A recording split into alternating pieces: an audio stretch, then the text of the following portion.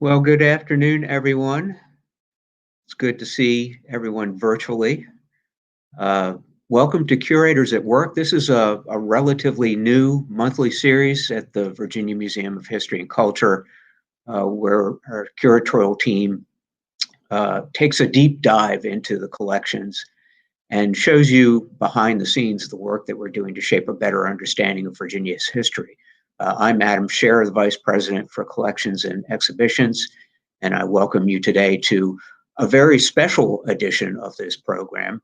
We'll be talking with a number of historians about a very important milestone that's happened this year in 2020, of course, the centennial of the passage of the 19th Amendment, which guaranteed women the right to vote. But first, a quick shout out to our members and their generous support. As many of you know, the VMHC doesn't receive state operating support.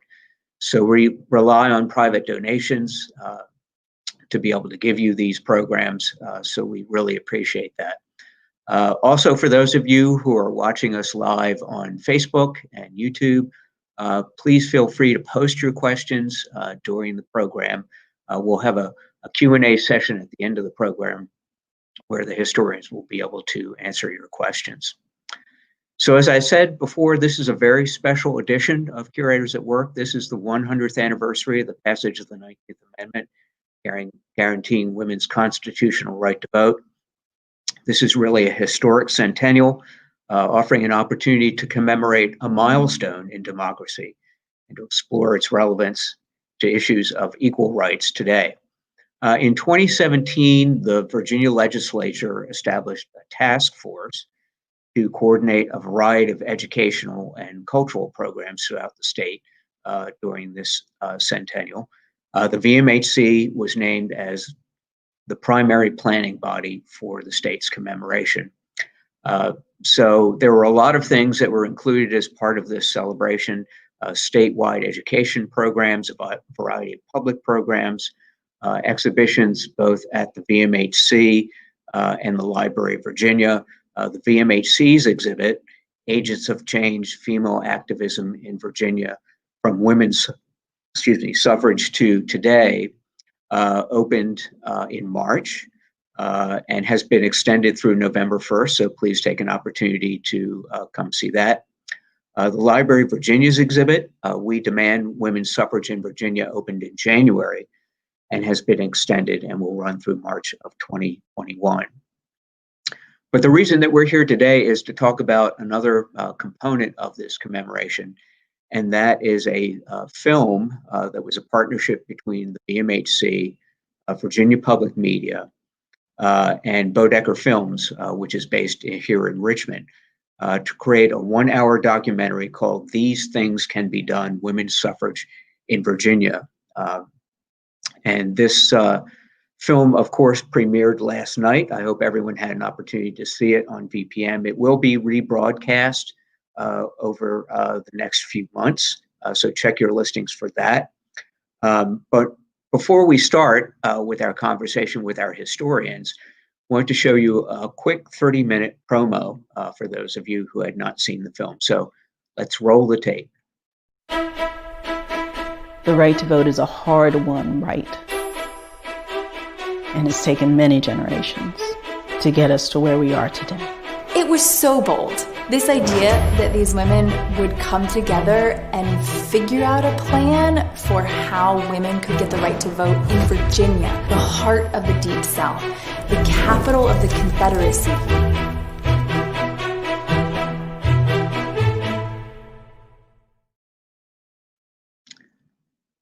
So I'm exceptionally pleased that we have all 5 of the on-film historians here with us today to talk about their roles in the film and take us through this journey to this important milestone. So let me introduce you to them. First is Barbara Batson. Barbara is one of the co-curators of the We Demand exhibit that's at the Library of Virginia. She's been an exhibitions coordinator at the Library of Virginia since 1997 and has worked at the Valentine, Historic Deerfield, Museum of Early Southern Decorative Arts, and Old Salem and Gardens. Next, we have Ajena Rogers. Ajena has been the supervisory park ranger at the Maggie L Walker National Historic Site since 2010. Ajena began her career in the National Park Service as a seasonal interpreter in 1984 and has been an interpreter at 5 national parks. At the Maggie L Walker site, Ajena helps visitors make connections to the inspiring story of Maggie Lena Walker, a businesswoman, community activist, and nationally known African-American leader during the Jim Crow era of segregation. Next, we have Dr. Karen Sherry, who has served as a curator of the Virginia Museum of History and Culture since 2017, where she organized the exhibitions Determined, the 400-Year Struggle for Black Equality, and Agents of Change, Female Activism in Virginia from Women's Suffrage to Today. Previously, she worked at the Portland Museum of Art in Maine, the Brooklyn Museum, and the Metropolitan Museum of Art. Next, we have Dr. Sandra Treadway, who is the director of the Library of Virginia and oversees collections that include nearly 2 million items in print and on microfilm, and more than 120 million manuscript items. She is a frequent speaker on topics relating to women's history in Virginia, and her publications include the 2-volume set, Virginia Women, Their Lives and Times, published by the University of Georgia Press. Finally, we have Christina Vida, who's the Elise H. Wright Curator of General Collections at the Valentine Museum here in Richmond. She curated the exhibit Ballot Battle, Richmond's Social Struggle for Suffrage, which will remain on view at Valentine through November 8th. So thank you all for coming today. We're really excited to have this conversation about how we've got to this important milestone in Virginia history. And I think it will be important for our viewers to get a sense of context.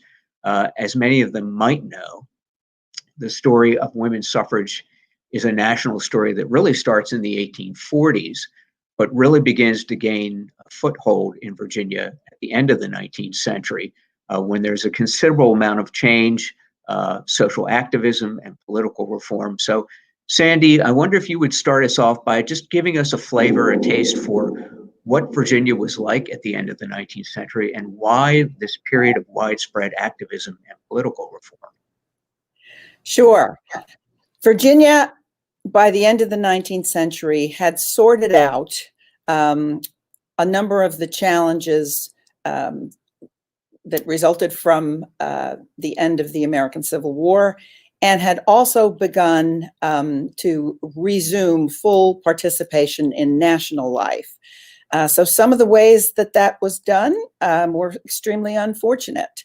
And that has to do with, by the end of the 19th century, to deal with the social change that occurred when Virginia moved from a period of slavery to freedom, to institute what we call the Jim Crow system. So two parallel societies, black and white, that were separate and unequal. In terms of the economic front, there were lots of opportunities that appeared for Virginians, and they took part in them to participate in ways that they hadn't as much before the Civil War. So while Virginia remained a predominantly still rural and agricultural place, it was engaged in manufacturing, and industry was increasing. An expansion of the labor force to include participants such as women and even children who had not participated before. And with that, prosperity came, but also problems that we still would associate today when there's rapid industrialization and urbanization. So those problems, everything ranging from affordable public housing to having public health in place in cities, to extreme disparities in wealth, so the very wealthy and the very poor, all of those things Virginia was experiencing as well in this period. And many of these problems could be addressed by small groups or individuals, but in a number of areas, it would take law and policy change to really make a difference and to help ameliorate some of the worst aspects of rapid industrialization and change. And therefore, there were women who realized, and there were men as well, but women predominated in this, that in order to effect change, they needed to organize. And in order to do that, they needed to step into the political arena. And so their activism was to try to address some of the problems that were now facing Virginia and other areas of the country, and to do so in ways that they hadn't before. So Karen, I wonder whether you could amplify a little bit on some of the social conditions that were existing during this time period that women felt was important to reform. Sure. And indeed, Sandy painted a nice big picture for us. And I think one way to think about it is to understand that there really wasn't much of a social safety net for people. So if you were a working class person, perhaps working in a factory, there weren't limits on your workday. You might be forced to work 12 to 14 hours a day, 6 days a week. If you were sick one day, you didn't have sick time, you didn't have sick leave, you didn't have maternity time. If you were a woman who got pregnant, you basically just lost your job and lost your means of economic support. So the lack of labor regulations was a big problem.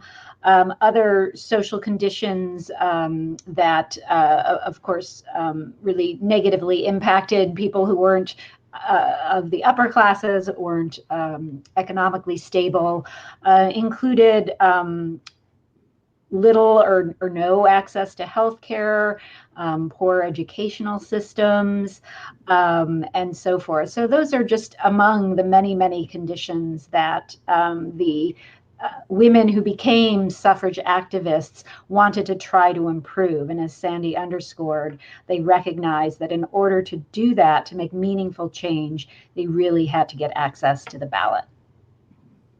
And so the women who were really leading the charge for a lot of this change, for the social reform, were from the upper classes. I wonder, Christina, if you could expand on why they carried the torch for this and what challenges they faced in trying to initiate this change. Certainly, and I do want to address that they were carrying the torch from a long line of 19th century woman reformers who had early in the 19th century started religious reform movements, the temperance movement, and then of course the early suffrage movements of the 19th century. So it wasn't unusual to see women being active, but what you see in the 1880s and in the 1890s is really women trying to make change. They start with their organizations, particularly in the cities. You do see urban women getting together, establishing groups to advocate for changes, and then they start to butt up against some of those challenges that you asked about. They really do start to butt up against the interests of business and industry, which in Virginia, of course, are controlled by men. And the way that they saw to effectively change the rules and regulations around industry and deprioritize business interests in favor of social welfare was to vote and get access to the ballot to change those laws. And of course, there were extreme difficulties for some of Virginia's population to be able to vote, particularly since there were a lot of changes that were made to the Virginia Constitution in 1901 and 1902 that impacted voters, particularly voters of color. So I wonder, Ajena, if you could tell us a little bit about what those changes were to the Constitution and how those impacted people of color. Very much so. So the changes to the Constitution came as a result of trying to continue to dial back so that Black politicians, Black residents of Virginia would not be able to fully participate, and return back to a time where you had white male supremacy running and controlling Virginia. And so with the changes in the Constitution in 1902, you had an institution that reinstituted poll taxes as part of the way to get ready and register to vote. There were grandfather clauses inserted, and you had to have an understanding of the U.S. Constitution. If you were a veteran of the United States Army or the Confederate Army, you could register to vote, or if you were the son of one of those. So these obstacles were put in place to severely suppress the non-white vote. I should also say it effectively suppressed the poor white vote as well, because there was a property part that was added to it. So in the years after the Civil War and during Reconstruction, you had a high level of participation of Blacks in politics in Virginia, across the country.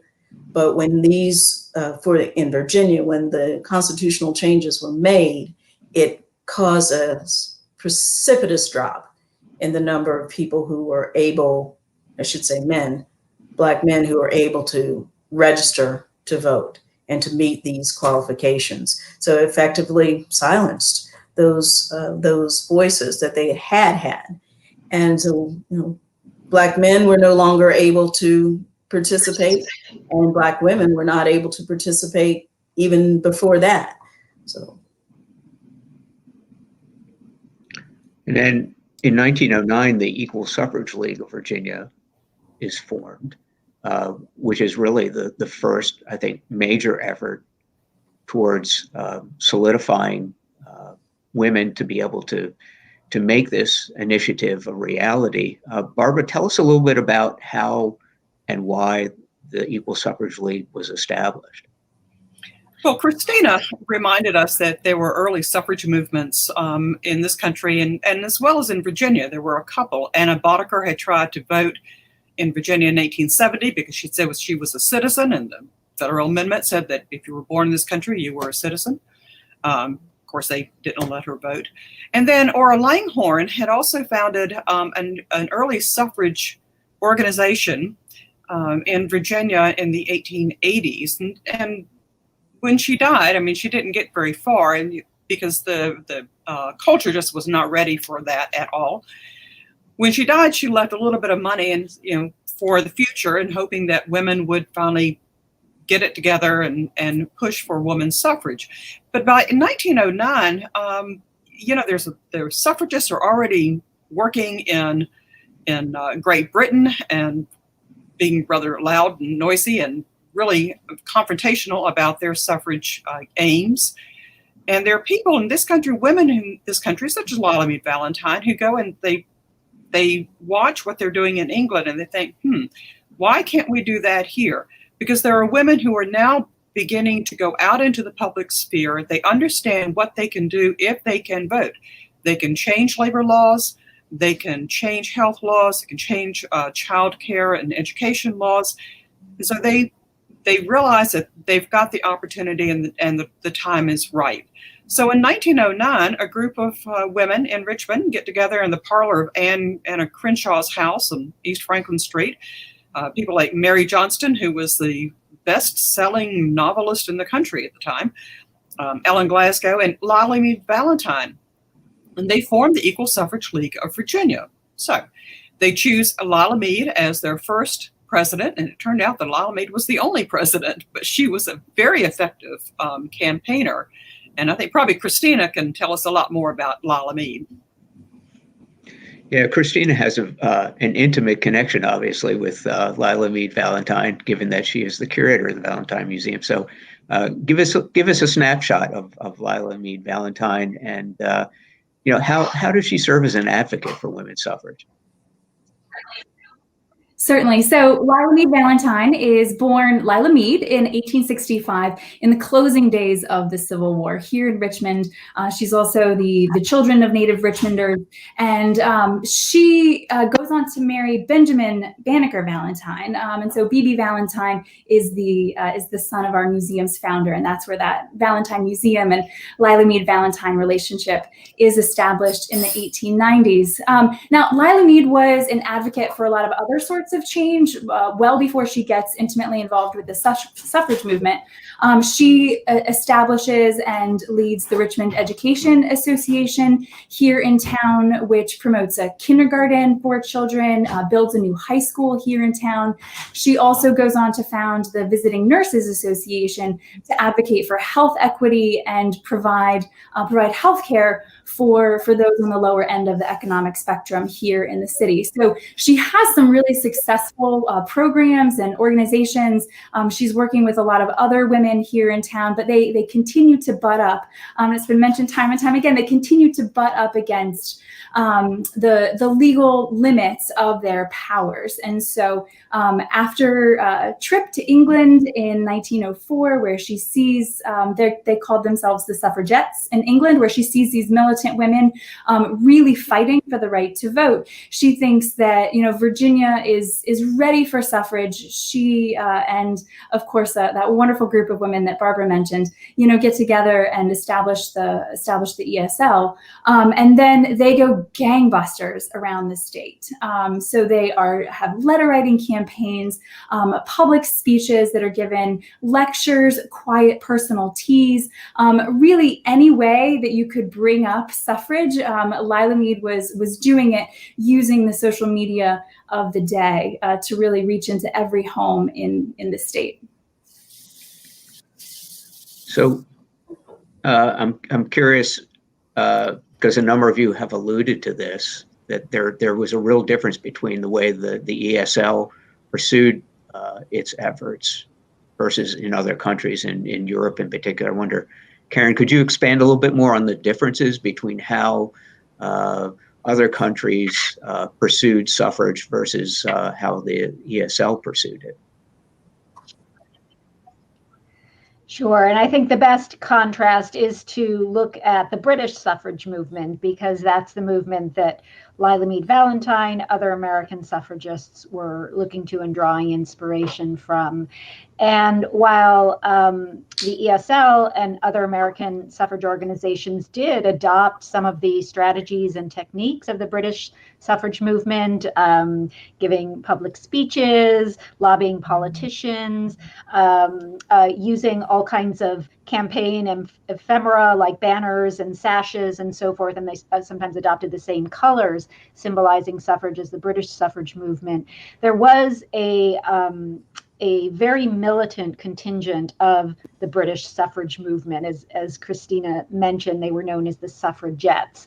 And they received a lot of attention because of their very radical form of activism. These women were breaking shop windows, putting firebombs in mailboxes, being very confrontational with members of parliament, and so forth. And it was those kinds of militant techniques that really horrified many Americans and generated negativity, negative attitudes towards the suffrage movement. And the ESL certainly recognized that, and they were pretty explicit about distinguishing themselves, differentiating themselves from those more militant British suffragettes. The women who were involved in the Equal Suffrage League of Virginia, they very much capitalized on their status as genteel, respectable Virginia women. They used techniques that relied more on persuasion and education than on attention-grabbing publicity stunts. That said, even in Virginia, the act of a woman speaking in public was somewhat radical, but it wasn't nearly as radical and as controversial as the British suffragettes breaking windows and so forth. So Barbara, Karen started to talk about the differences between how the groups in Europe were approaching suffrage and how the ESL took a sort of a safer approach. How did the public react to this in Virginia and throughout the United States? It depended.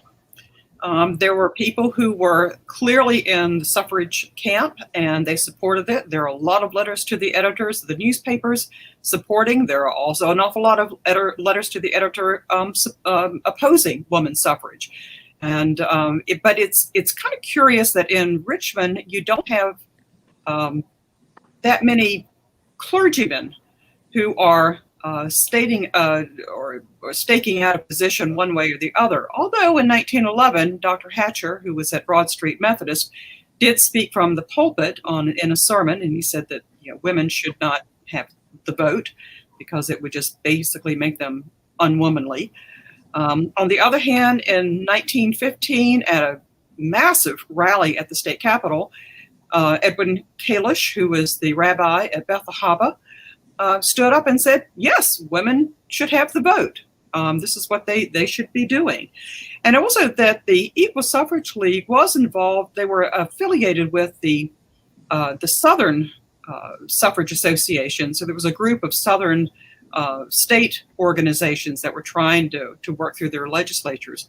And the ESL was also affiliated with the National American Woman Suffrage Association, known as NAWSA. And the goal here was to work for an amendment through the state legislatures. They were not at that point working for a federal amendment. That comes a little bit later. And that also creates a change in tactics and sort of a split in the suffrage movement, which I think we'll probably get to in a few minutes. But I will say that, how did they draw attention to their movement? It's parades, rallies, street corners. Adele Clarke was known for setting up her easel at a street corner, and people would stop and ask her what she was painting, and she would tell them what she was painting, and then she would start talking to them about women's suffrage. And then there's this letter campaign. This is the period where you don't have social media and you don't have email. So how do you get the word out? Through the newspapers, through letter writing, and through postcards. And you literally wear your sash and your buttons and you just sort of put your cause right out there. And it's a very public kind of campaign. And it took a lot of courage for these women to go out. So we've alluded to this already in our conversation, and this is the fascinating part of history that I think people don't always appreciate, is the complexity. They assume that everybody was on board with this idea, but in fact, there were not only men but women who were opposed to this idea of suffrage, and in fact, it was an organization that was formed, the Virginia Association Opposed to Women's Suffrage, in 1912. So, Christina, I wonder whether you could tell us about this organization, what their reasonings were for this, and what their tactics were like. Sure. So they officially form in 1912 during the General Assembly, and this is a group of Richmond women. They do reach out across the state as they grow their numbers, but they did not want to be involved in the suffrage discussion, and they had spent, by their own account, sort of 3 years just watching the suffragists get all this press and publicity and be active.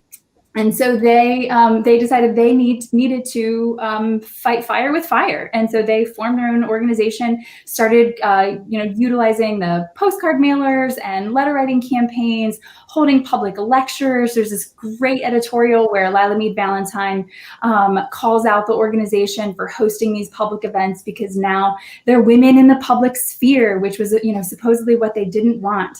And some of their tactics, I mean, they really were super aggressive against the suffragists. They considered them to be anti-democratic. They were anti-woman. They were anti-family. There was a really very sort of invested discussion about what was Christian and what wasn't Christian. And so the anti-suffragists, sort of believed that the suffragists didn't believe in God and called them out in the newspapers for that.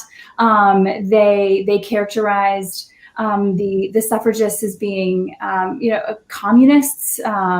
Really later on in the 19-teens, there's the Red Summer, and allied them with communists.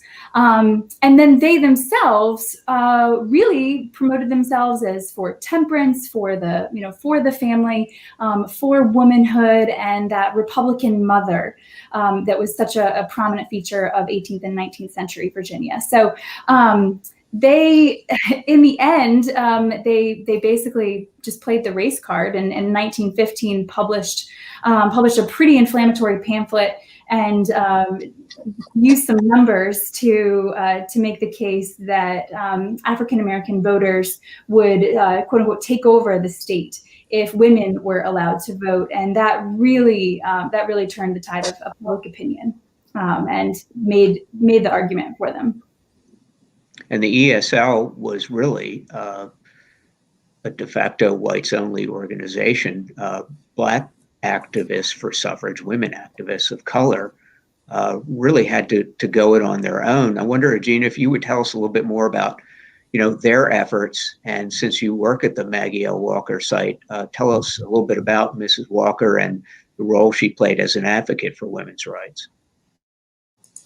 Sure, yes, because as you were saying, this history is very, very complex, and looking at the race relations makes it even more complex, because in Virginia, someone mentioned earlier about the gentility, how genteel everyone was. Well, that also applied to relations between the races, because, for example, with Maggie Walker, she was born in 1864. She was born just the year before Mead Valentine, and so they were coming up through life in Richmond alongside, and life was very parallel in that it was understood that you'd have Blacks not actively participating in integrated situations with whites, but you may have collaboration and cooperation on things that were of mutual support. But that meant that in the suffrage movement, you couldn't, as a Black woman, be right there on the forefront, could not be integrated within some of these activities that they were doing. So the Maggie Walker is advocating as early as 1903. Once she's already founded the bank, she's starting to be well known all across the nation for her work as the leader of the Independent Order of St. Luke, a fraternal organization, and also for establishing a Black-owned bank in 1903. She speaks out before groups and saying that because the right to vote has been stripped away from men, Black men, it is up for the women to rally and the whole Black community to rally to try to make sure that the men still are able to vote. And then by 1912, she's talking about how women will not be paid attention to until they get the vote. And she's talking about all women. And then particularly that you need extra support for Black women because they are so hemmed in and circumscribed that they need every bit of the ability to have their voices heard once again. And one way to do that is to get the vote universally. So we've been talking a lot about the Equal Suffrage League, but there's another organization that emerges on the national front, and that's the Congressional Union. I wonder, Sandy, could you tell us a little bit more about them and Alice Paul? I think we've got an image of Alice Paul, if we can put it up, because she's an important figure really pushing this national agenda for a suffrage amendment. She certainly is.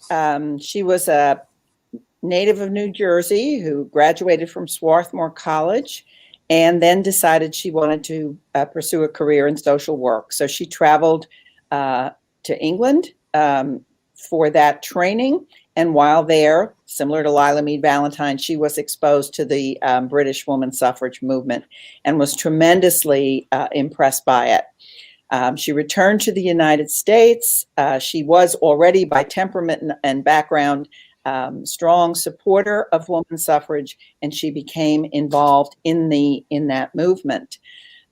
She was one of the ones who felt fairly early on that the approach that the National American Woman Suffrage Association and also the Equal Suffrage League were taking to focus on amendments to state constitutions was just not going to get the job done.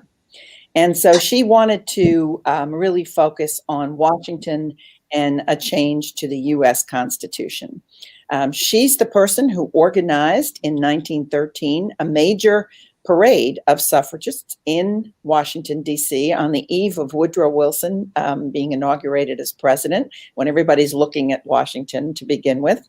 And she then created and formed the Congressional Union, which was a suffrage organization dedicated to securing an amendment to the U.S. Constitution. The Congressional Union's tactics differed very much from many of the other suffragists. Alice Paul and the Congressional Union was much more comfortable being more, as we call it today, in your face. They were comfortable with demonstrations, with putting pressure on politicians, with picketing and tactics such as that. And unlike someone like Lila Mead Valentine, who really was focused on educating and persuading people to support women's suffrage, Paul and the Congressional Union used the term, "We demand. This is our right and we demand it." There's another important figure that we need to talk about, and that's Sophie Meredith. And I think we've got an image of Sophie as well. And Barbara, I wonder if you could tell us a little bit more about her role. Well, Sophie Meredith was actually, like a lot of members of the Congressional Union, the Virginia branch, they were not native Virginians. They actually were not necessarily even native Southerners. They came from New England, which is where Sophie was from. So they are sort of come-heres, and they have a different experience of the world, I think. She marries a lawyer, Charles Meredith, who, curiously enough, was a member of the Constitutional Convention of 1901-02. She is a founding member of the Equal Suffrage League of Virginia here in Richmond, and she's very involved with the different committees, particularly literature and education. But by 1915, she, like some others, comes to realize that this state by state thing is just not working out. It's taking forever. And she joins Alice Paul and the Congressional Union for Women's Suffrage and forms the Virginia office here in Richmond. And we're lucky enough that we have the minute book of the Congressional Union. And it's just been a fascinating piece of manuscript to read from 1915 until 1920. Among Sophie's co-founders are Pauline Adams from Norfolk, who had been the founding member of the Norfolk Equal Suffrage League. So these are women who, when they joined the Congressional Union, they've already been involved with the Equal Suffrage League. So they sort of know what the tactics are, but they align themselves with the Congressional Union because it's going to focus on the federal amendment. They go up to Washington, they participate in the marches, they participate in the pickets, and they are not as large an organization as the Equal Suffrage League. And I think we haven't really mentioned this. The Equal Suffrage League was the largest non-military or the private organization in the Commonwealth of Virginia by 1919. I mean, think about that. This is a bunch of women who have set up chapters throughout the Commonwealth. There are like 140 some odd chapters, almost in every almost every county. So they're incredibly organized. And the women who break from the ESL and join the Congressional Union take that organizational skill and they focus it on Washington and the congressmen, the representatives, and the senators. And they're really effective. They are effective. They talk to you. They meet you in your office. They will go to your home and talk to you about women's suffrage. And it's all about not so much the education, but that this has got to happen because women deserve the right to vote. And so among this group are the famous silent sentinels. These are the women who, and we've got a photo there, they're picketing in front of the White House that really wear down President Woodrow Wilson and also help to turn the tide of public opinion to the point where the amendment is introduced in the House and the Senate and passes there, and ultimately is put up to the states for ratification. And interestingly enough, when it becomes Virginia's turn, it doesn't get ratified. Sandy, can you expand on what happened there? No, it did not get ratified. Virginia was not one of the states that put the 19th Amendment over the top. And the simple reason I believe strongly is that because it was a federal initiative, it was a federal change. And there still was a very strong resentment among members of the Virginia General Assembly, resistance to the federal government telling them what to do. But this same General Assembly had been refusing to add an amendment to the state constitution for several years. But there were some changes by 1920. So although the members of the General Assembly were not willing to ratify a federal amendment, there had been some new faces in the Assembly. And I think the Equal Suffrage League, I know the Equal Suffrage League had also worn down that resistance. Many more of those members believed that women's suffrage was now inevitable, and they were willing to do it at the state level. So they actually passed a resolution in 1920 supporting it. The General Assembly met every 2 years in those days. So the requirement would have been that 2 years later in 1922, they would have to come back and actually pass an amendment, and then it would go to the voters for ratification. So had the federal amendment not been passed, it does look very much as if Virginia would have seen the handwriting on the wall. The Equal Suffrage League would have had a tremendous victory, and there would have been an amendment to the state constitution. But as we know, 36 states did ratify the 19th Amendment. And so this, at the Virginia level, at the state level, became moot, because with that ratification, women's suffrage became the law of the land. But once that happened, there were still challenges and difficulties for women to face in getting registered after the amendment was passed, particularly for women of color. So, Ajena, I wonder whether you could talk a little bit about what some of those challenges were and the creative ways that they overcame those. Most certainly, those challenges were there, and they had to do whatever they could to address those challenges. Because as I mentioned earlier, Black women were not in the forefront or right on those picket lines, but they had all, at the same time, had women's clubs that were coming together to address suffrage. And that organization that they pulled together, that those ways to organize, they then put into place when it came to registering. The poll taxes were still in place. The literacy tests were still in place, but they would come together to make sure the poll taxes were paid. And then they'd have these ways of getting Black women to register, and to Maggie Walker, for example, and Ora Brown Stokes, on the days that the registration was first opened in 1920, were organizing to get Black women there. And when the lines were running really, really slowly, Maggie Walker said, sign me up, put me in there so that I can help move these lines along.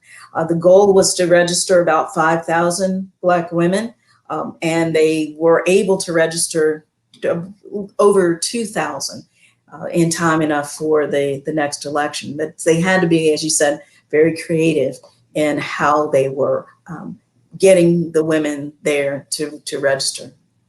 It was a race.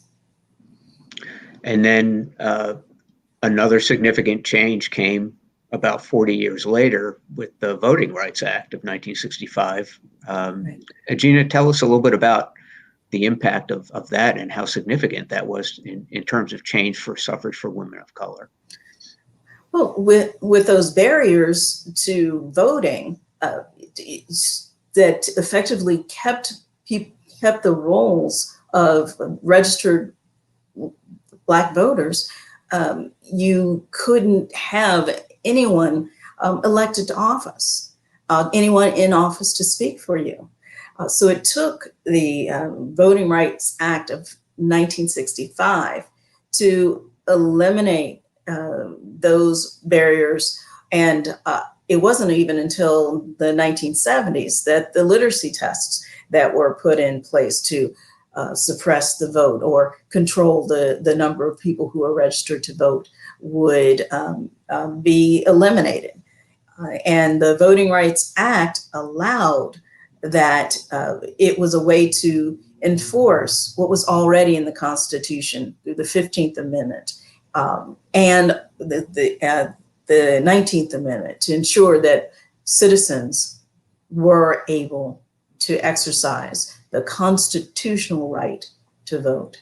And that once that became in place and you saw these other laws being passed, then you would see the rise in registered Black voters. And you also see African Americans once again being elected to public office on local, state, and national level.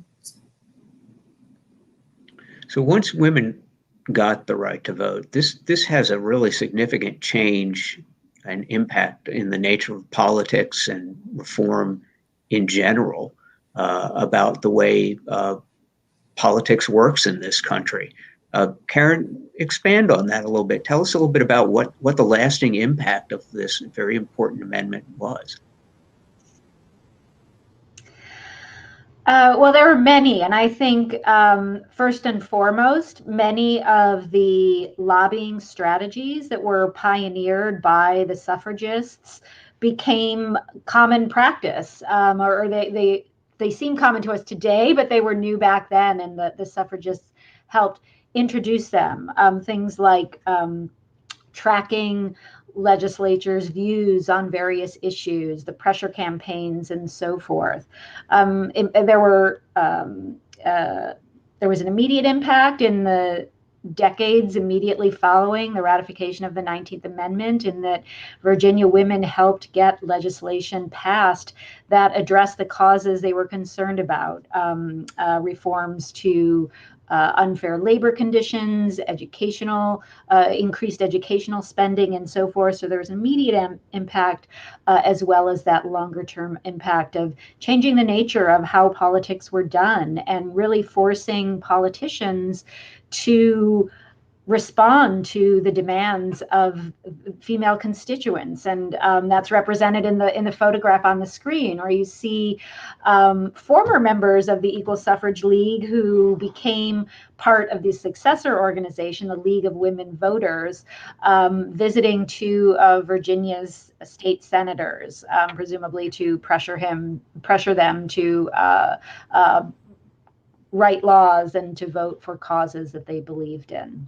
So those are some of the, I think, very important ways in that the suffrage movement impacted the nature of American and Virginia politics. Well, I'm interested in the viewpoints of all the other historians on our panel today about what those legacies of the tremendous work that these groups of women did.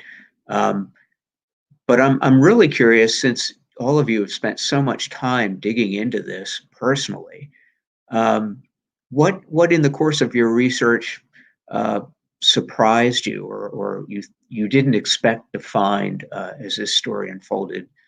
Sandy, why don't you start off with that? Sure. I was really stunned at how widespread in Virginia that the Equal Suffrage League was. I was most familiar with the Richmond headquarters and some suffragists that were in major cities, Alexandria, Norfolk, places like that. But it wasn't until we did the research here for our exhibit that I realized that even the smallest rural community, on the Northern Neck, on the Eastern Shore, in far Southwest Virginia, had local chapters. Some were more active than others, but that women in those communities who were not part of the same urban networks, but felt as passionately about suffrage and were willing to go against the grain in their communities to really change minds and hearts. So that widespread nature of the movement was really thrilling to discover. Anyone else on the panel have something they want to share as far as something that they found that they weren't expecting to as they did their research on this?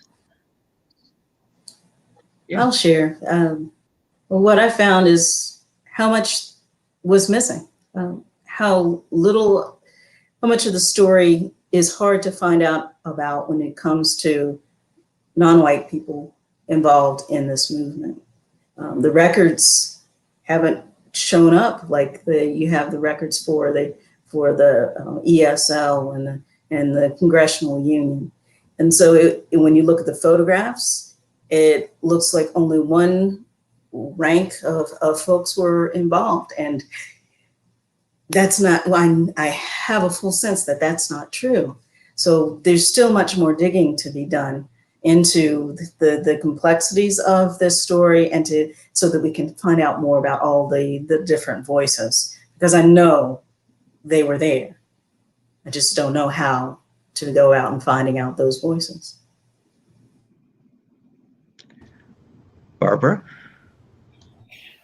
Well, so piggybacking on Ajena's thing, I'm actually reading a message from my colleague, Mary Julian, who reminds me and all of us that the National Association of Colored Women Convention at Hampton in 1912, there were more than 70 delegates from Virginia who were present at the roundtable session on suffrage, and that both the Hampton and Norfolk Women's Club members had a suffrage parade as part of the convention festivities. We would love to find a newspaper article or a photograph of that, but it is really a problem not having those records and not being able to tell the full story of the role of African American women in the suffrage movement, because we know that they were there, we know that they advocated.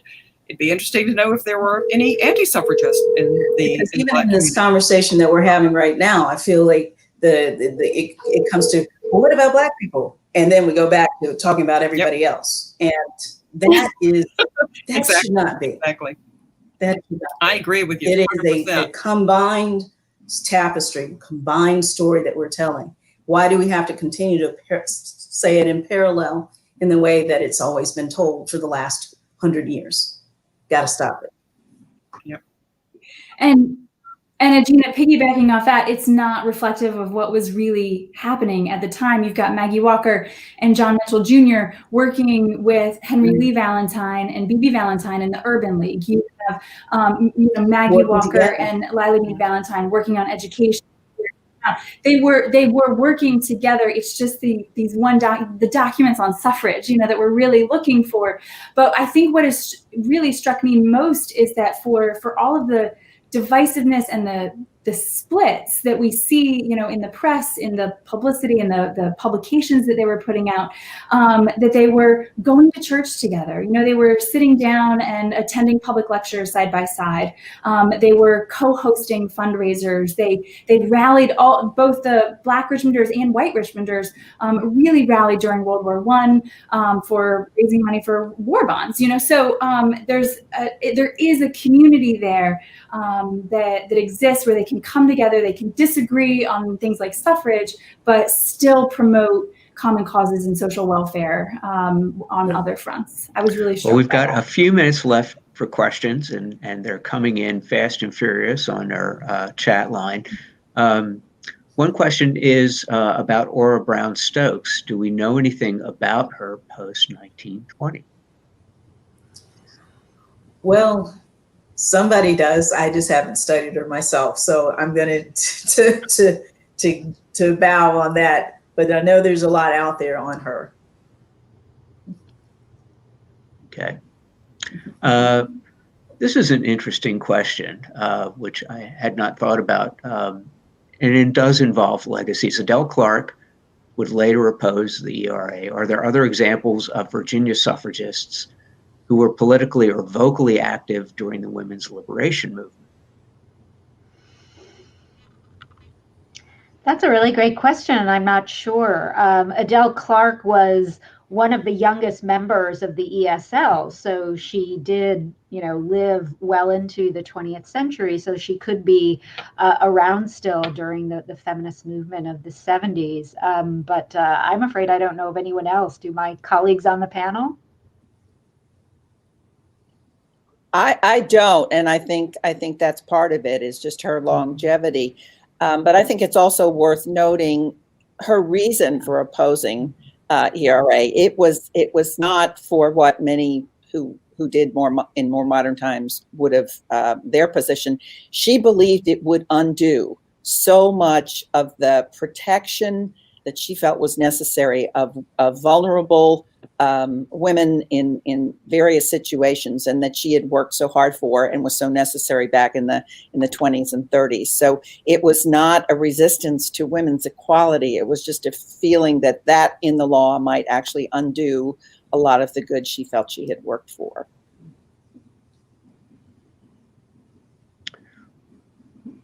Well, we didn't talk a whole lot about Occoquan, which of course has a rather infamous role in this story, where a number of women were incarcerated for their protests.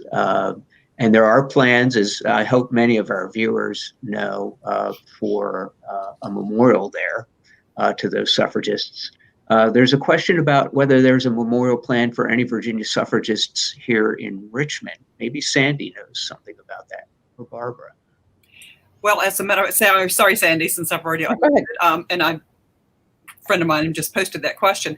As a matter of fact, there is a statue to Adele Clarke on Capitol Square. And it's part of the Women's Monument that was dedicated almost a year ago. She is there leading the charge for women's suffrage. But I don't know of, and certainly there's also the statue to Maggie Walker, although it's not referenced, her suffrage work is not necessarily referenced in that statue. Also in politics afterwards, running for offices there, though. Yep. So, and we do know, there are women who serve in the General Assembly. So I'm looking forward to the memorial at Occoquan being dedicated sometime, hopefully next year. But I do know that the Lucy Burns Museum, I think, is open up there. But we do have Virginians who served time in Occoquan, and Pauline Adams is one of them. And we have her letters to her husband and sons, where she says she is in solitary. She doesn't have access. She's being denied access to her toothbrush and hairbrush, but she's borrowed this little stub of a pencil from a new picket who just came in. And she is also part of the prison special. It was an organ. It was the Congressional Union became the National Women's Party, which is still in existence. So the National Women's Party in 1919 organized former prisoners from Occoquan to go literally around the country, and they would stop and they would talk about their experiences in prison. And it was all to push public opinion in favor of the federal amendment, which was then being debated in Congress. So there's actually film footage when they're in San Francisco. They're getting off the train. They dress in reproductions of their prison uniforms, and they show how they have to behave or how they have to march in prison. And they give talks. It's a great story. And I think that was something I knew nothing about. And the fact that there are Virginians who were involved with that, we're just like, wow, this is really great. You know, Virginians did something right. They were on the right side. Well, some of them were on the right side, at least. Thank goodness. And the museum at Occoquan is very powerful. It's very evocative of the conditions, the horrible conditions that these women were placed upon, and actually, along with the silent sentinels being out there in front of the White House and other government buildings, I think really helped to stem and turn the tide of public opinion, because the public was not ready for women to be treated in such an unjust way. So they really are, heroes or heroines, and I think that there's a lot that the public still needs to know about the sacrifices that they made. Well, we are about out of time. Thank you all so much for your insights. You've added a great amount of information, I think, for people who haven't seen the film yet. I hope that everybody will get an opportunity. I know that it's going to be rebroadcast multiple times in the near future over BPM. So keep a watch out on your listings for that. One final plug before we close. As many of you know, we have a banner lecture series at VMHC. So I hope that everybody will be able to tune in next month, September 10th at noon, where we'll have our next banner lecture. Nicole Marantonio will speak on her book, Confederate Exceptionalism, Civil War Myth and Memory in the 21st Century. So again, thank you all for watching today, and please be safe. Bye-bye.